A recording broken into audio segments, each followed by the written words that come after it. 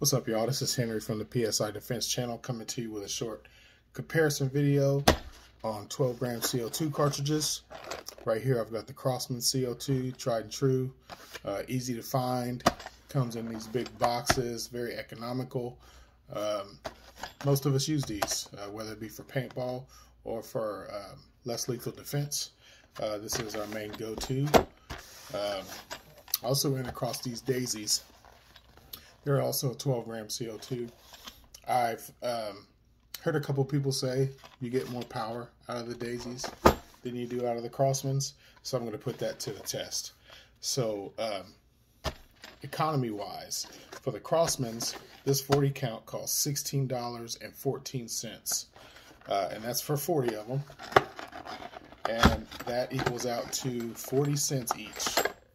Not a bad buy. And these prices are Walmart, of course.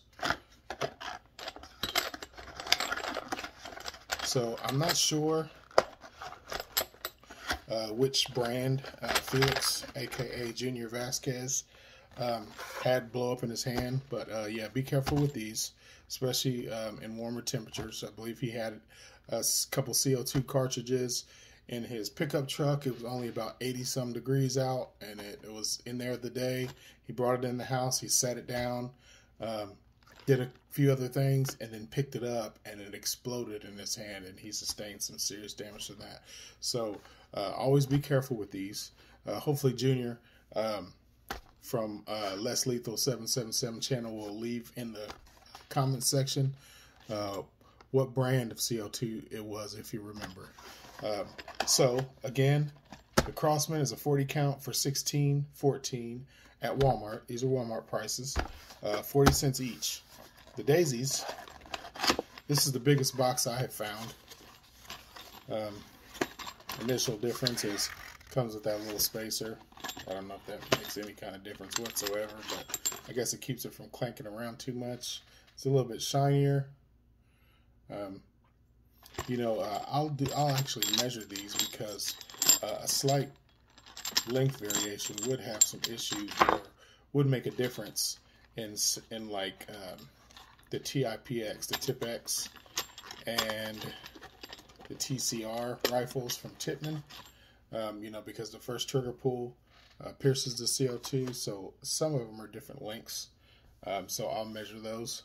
And for the daisies, for this 25 count box, it is $11.74, which comes out to roughly 74 cents a piece.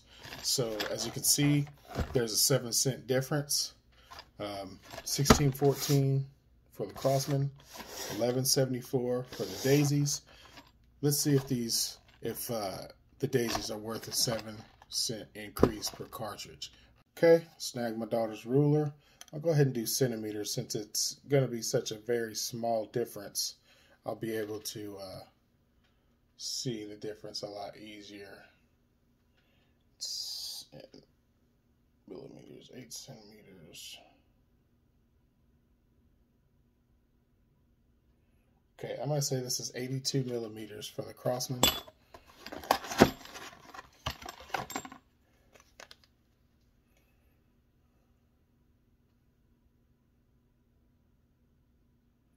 Seems to be about a millimeter short. I don't have calipers right now, so it's going to be difficult to get an exact measurement, but you'd be surprised. A millimeter would make a difference when it comes to piercing those first trigger pull markers, because there's adjustment screws where you'd be able to adjust and compensate for that, but just be aware when you're switching from different brands of CO2 cartridges, a different length will have a difference if you're using one of the Tippmann markers that pierce on the first trigger pull, because if it's not getting pushed all the way, it may not pierce completely, may not pierce at all, may leak. You know, you can have some issues. Not so much with the first strike markers that I typically use. Okay, let me tell you the parameters of my test. I'm going to take a T8.9 magazine. I'm going to empty it out and put 4 Grimberg Jewel version 2s in the magazine. Those are 8 grams a piece. I'll run Only 4 shots, the same 4 balls across all 4 carts that I'm going to use. I'm going to use 2 Crossman carts, 2 Daisy carts, and my Tipman not Tipman, goodness gracious, my Tiberius T8.1 SMG. It's not a submachine gun. It's just semi-automatic, but it definitely has almost like a grease gun SMG look. Definitely love it. Very consistent, very reliable, so I think this would be a good marker to use for this test. And I'll see you guys out at the range. Okay guys, here we are. T8.1 SMG. Here's my 4 CO2 carts for the testing. Got my T8.1 magazine with, as you can see, there's only 4 jewel round ball projectiles, 8 grams. What testing would be complete without the X-radar chronograph. All right. Gonna do a little bit of a different angle because I don't feel like getting out my tripod and my stand and everything. Oops. Old Faithful, my trap. Alright, I'm gonna go Crossman first. I always put in my cards and then just tighten it down till it's just snug to where it won't fall out. Alright, loading up. Really great click.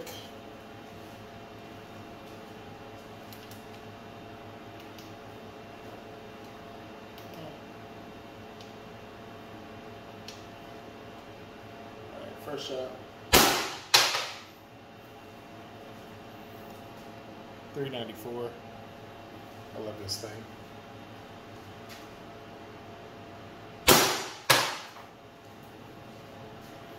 .358.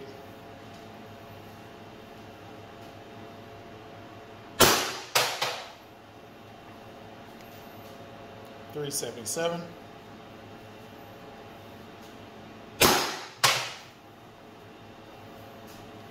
329. I think that's it.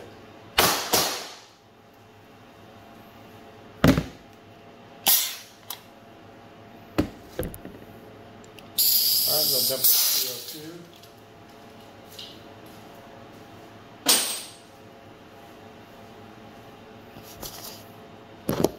Alright, what the heck? Let's try another Daisy. Let's put out another Daisy. Let's try the first Daisy. Get my same 4 balls.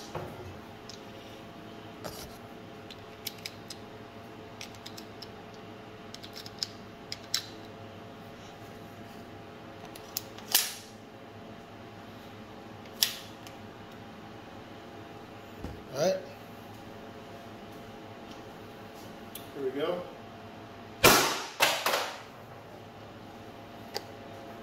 .387.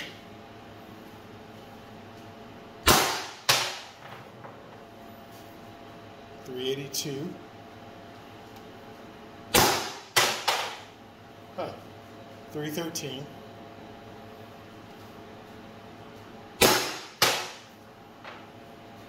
.326.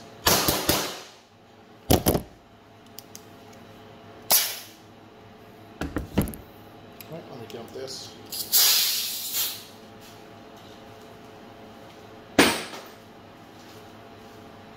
Alright, that's the 4 shots. I think I'm going to go ahead and grab 4 more jewels so I can see what these 2 different carts do across a full mag. Okay. 8 rounds of jewels. First up, Crossman. Now initially, on the 4-shot test, Crossman got a little more power. So 7 cents cheaper and more powerful, that's a win. But, you know, it's hard to tell scientifically with just 1 or 2 cards. So, I mean, we'll look at the first 4 shots. I'm doing this whole mag, obviously, but we'll look at the first 4 shots to compare to the first 4 shots of my first round of testing. But let's see what we get. By the way, I'm running a 9-inch eBay barrel, 686 bore, and first strike screw-on mock suppressor. It's a great setup.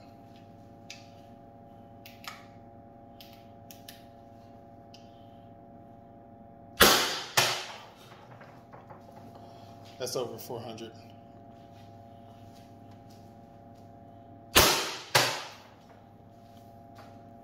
$388.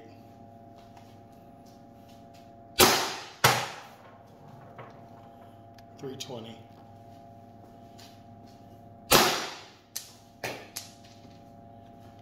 $292.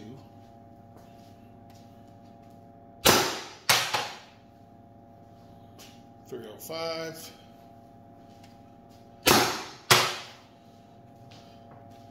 $248.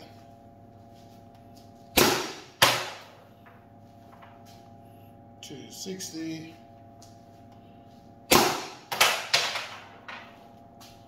$259. There we go. 400 to 259 on the Crossman. So we gather up my jewels and I'll load this Daisy.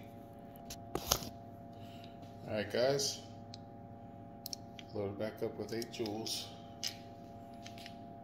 Daisy CO2.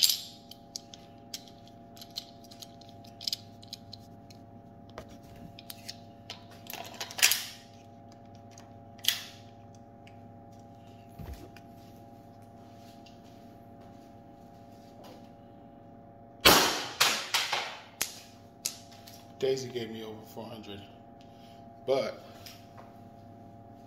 I lost one out the barrel, which I haven't seen in a really long time due to my regulator modifications. Let's see what we get. Second shot on Daisy, $399.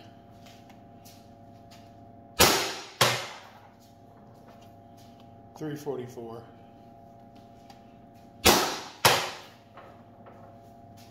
$282. $256. $268. $225. That's it, because I lost that one shot out the muzzle. So we'll just compare the 7 shots. As you can see with the 4-shot test, the Crossman had more power across the board, with the Daisy having more power on the second shot, but falling off a lot steeper after that.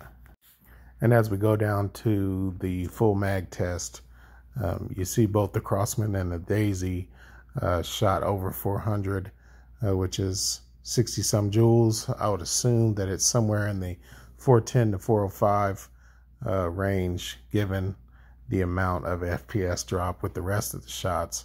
But here again, the Crossman seems to be the clear winner across the entire mag, finishing out 8 shots, as you can see down at the bottom, at 24.9 joules, which is substantially higher than the Daisy's 7th shot.